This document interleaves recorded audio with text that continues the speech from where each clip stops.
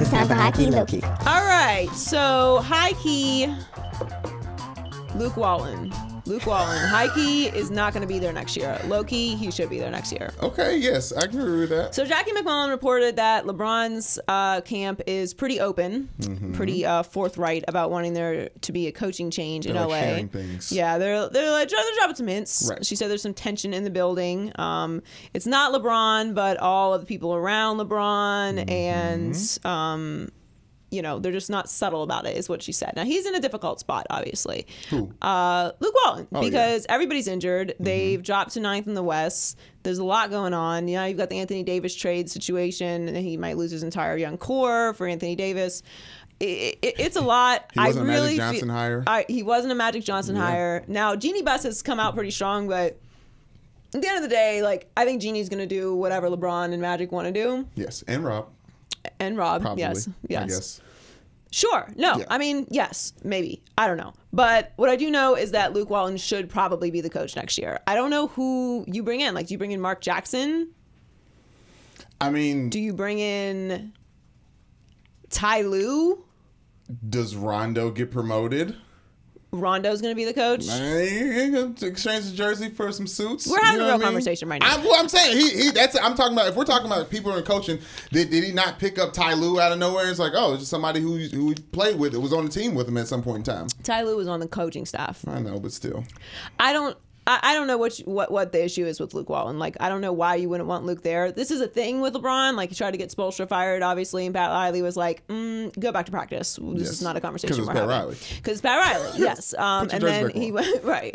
You see what this is here? This is the executive offices. Yeah, this is where I work. That court is where you work. And that didn't work out too well for Pat Riley at the end of the day because LeBron left, and now the Heat are the Heat.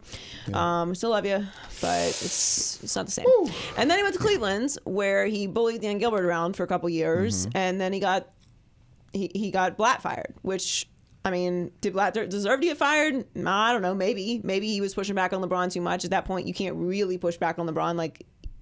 They gave him the team. This is how this works. Right. I don't know what actually happened there, but they won a championship, so I guess it was the right thing. And now Luke Walton is looking like he's getting pushed out too. I don't know. I just think LeBron likes to have full control over the situation. Right. Because he didn't have full control over the situation in Miami. It's pretty obvious and very well reported. It better be right. But I said the same thing about LeBron in Cleveland when they fired Blatt, that he better be right, and he was. So he only needs to be right if it actually happens. I think there's some conversations that could possibly happen to keep Luke there, because what he really does is manage a good young core. Even during all these struggles, they've gotten better on defense. So there's something that Luke Walton has as a young person whisperer for the basketball team. I'm all for Luke Walton continuing to be the coach for the Lakers. Me too. I think that more and more it's about managing talent and managing individuals and egos than it is necessarily X's and O's. I think that's more for assistants. There's a lot that goes into being a head coach these days. It's not just drawing up plays and ATOs. So I hope he stays, but low key, probably not.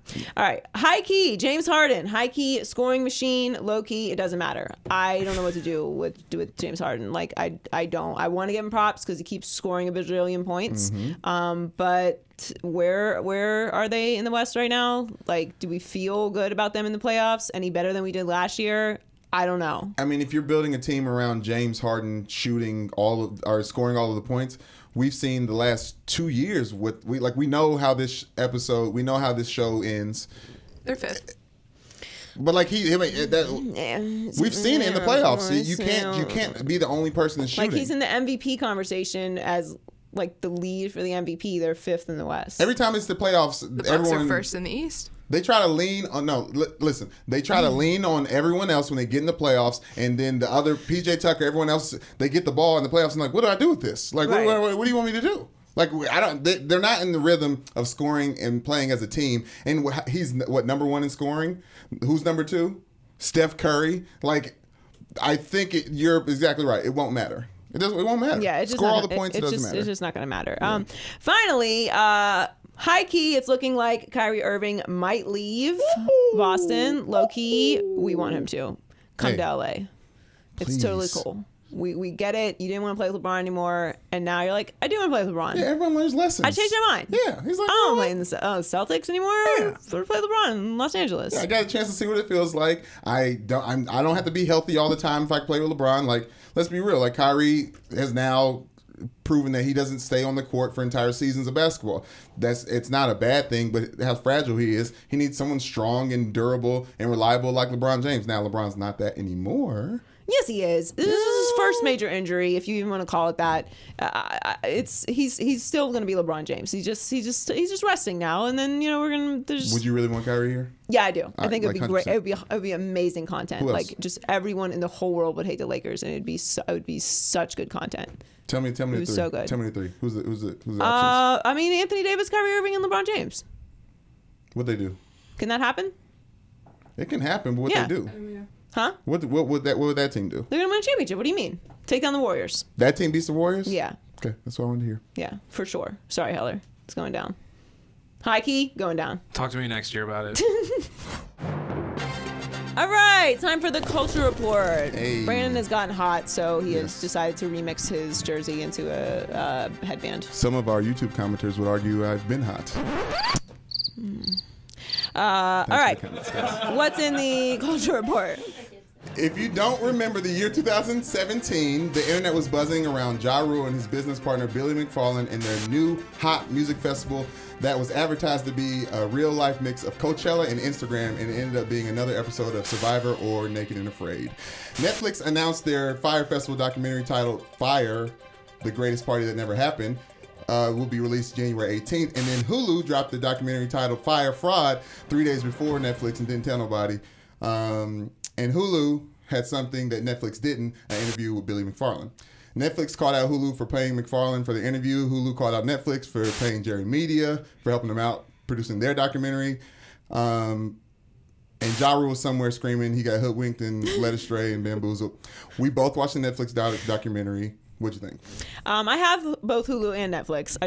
We chose to watch the Netflix one. Right. I watched Michelle and I watched like the first 40 minutes of the Hulu one. I mean, having heard about the Hulu one, I feel better about having watched the Netflix one. Yes. Just like as a human. Yes. Earl and I watched it, and it was something, man. I was kind of a week late on this, obviously, but I just I didn't have time for it. Yes. So we didn't do it. So when we had time over the weekend, we watched it, and man, that was hilarious. Wow. Like we thought you'd be interested in talking about it. Honestly, Big Wild. The whole thing was Big Wild. Yes. The only people that I felt really badly for was obviously the people from the Exumas who got scammed. Well, the black ones. Yeah. I don't feel bad for anyone else involved in that situation at all. Ja Rule too? I don't actually think, no, because Earl asked me when it was over, he was like, where was Ja Rule in all this? And I feel like Ja Rule was not involved in the actual like day-to-day logistics of the festival, because the young kid that worked in the office in New York, remember when he said he canceled all the acts? He said he called Ja and said the festival was canceled, and then he canceled all the other acts. So it felt to me like he was not involved in what the chaos was that was going on the islands. But he was involved because he was the face. Well, he was the face name. of it, but like he wasn't the one who was there approving all this bullshit that was going on. Like that. So he was part of that cleanup, though. When he said, "Oh, it's not fraud," it was more like, well, yeah, I don't think he understands the definition false of advertising. fraud. It's like, that's literally verbatim what that's it what is. that is. That's what that is. Bottom line is this: there were so many opportunities for someone to be like, yeah, the money is not worth it. Right. He's good. Like that's what scammers do. They keep you going along with it just enough, Won't stop. so that you keep compromising yourself. And before you know it, you're in it for money. Mm-hmm. The other people around you are in it for money. And at this point, you're just trying to do anything to make it happen so you can make your own money back. Right. And the whole thing is just crazy. If you haven't seen it, it's definitely worth watching. Also, yourself. just as a note, if you're going to travel to a foreign country, on the whim of some Instagram post, you may want to do just the minimal amount of research to find out where it is that you're going, where you'll be staying. Instagram post. Right. Yeah. I mean, just minimally. Obviously, if I was there, first of all, how in that documentary there are not all-out brawls, I don't understand. Everyone there must have been really nice, because I'm definitely scrapping. Well, if like you're going there there's ready to party. No way. What was your reaction to the documentary though? Because I the reason I don't care about the Hulu one is because I don't care what that dude has to say. And he's in jail now. Like spoiler alert, if you haven't seen the documentary, he's in jail, where he belongs. Yeah. But hanging out with I mean, he's in. Prison. I'm gonna call it jail. Okay. You should. Let's just call it what it is. Yes. It's jail. Prison is white collar. Prison is reserved for people who actually go to prison. He's in jail. I know he's literally in prison, okay, but Brandon knows what I'm saying. Yeah. Okay, so what? Okay, I thought it's a perfect example of someone seeing trends with social media and how powerful that is, and like the importance of influencers. Because in all actuality, they did have the party. Well, yeah, that's basically what they said. Like the party did happen. It just happened when they were shooting the video promoting a party that wasn't going to happen. And every time the cameras weren't on, people were kind of confused and high or drunk. And it's like it's like a stupor. And they were on Pablo Escobar's island. And they weren't allowed to say it was on Pablo Escobar's album. Honestly, that's how you know nobody involved in that situation is really about that life. Because as soon as they posted it was Pablo Escobar's island, and then they had to leave the island, I'd have been like, yeah, bye. Maybe y'all don't know how this works, okay? But we got beef with who now? No, y'all can have this whole party. I ain't trying to party that bad. I've been to some parties. I'm good. I'm gonna just stay home with my cat or whatever it is I do. But I am not going to that. I don't go to concerts around the corner. Anyway, shout out to DMX, right? Yes. Yeah. DMX. I mean, it's DMX, man. DMX is out. He's out here. He's out. Did you? Twist. Did you know DMX's real name? Should I? It's Earl. Is it? It's Earl. Earl Simmons. Strong name. Father of 15. Yes, I learned that today as well before the podcast. And guys, tax evasion is a real thing. Just be out there, like you know. Taxes. Yeah, you gotta pay taxes. Or you gonna end up in prison jail. You think DMX went to actual prison or probably or jail prison? No, I think he went to prison. Prison. Yeah, Billy McFarland is in jail prison. Yeah, he in jail prison. Mm-hmm. Shout out to the rappers in the conversation in the Culture Report. Yeah.